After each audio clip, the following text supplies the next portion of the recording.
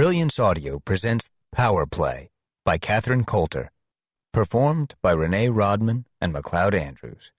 She always ran at sunset. She rarely ran all out. Rather, she maintained a smooth, steady pace, because this was her thinking time. Thankfully, it wasn't freezing cold on this early evening. The two-lane trail wound in and out of oak and maple trees, the terrain not too extreme. She loved how the light played through the still naked tree branches, and how quiet it was with so few other people out in the park this time of day. Quite different from running along the embankment in London, a challenge since there were always people to watch out for. Here, or in London, it was still her precious thinking time.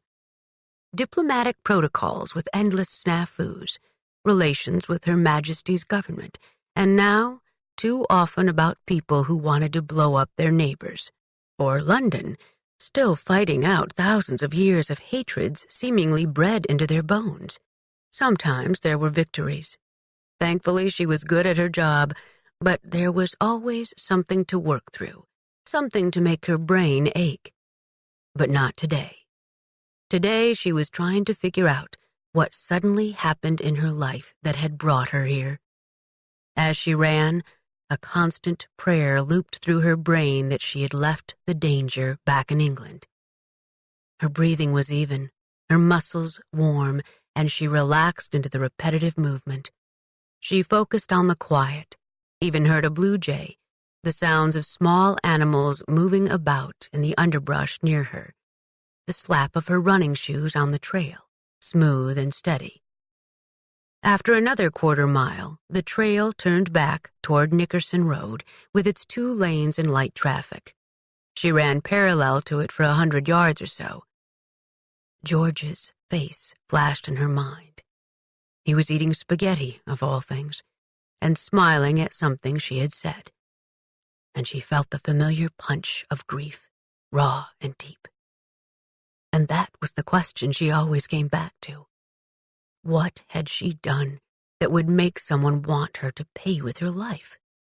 With George's life? No matter how she turned it over in her mind, she simply couldn't think of anyone who possibly hated her that much.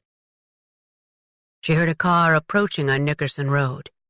In that stark moment, she heard the engine revving, the car accelerating toward her.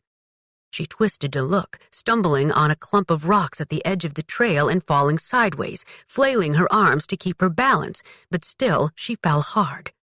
The car was close now, nearly on her, and it was coming fast. She didn't think, simply rolled into the bushes near several trees. She smelled the exhaust, felt the heat of that beast as it flew past her. She heard the car brake hard, pictured the driver turning around to come after her again.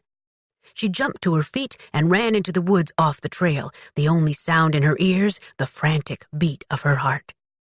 She plastered herself against the back of an oak tree and waited.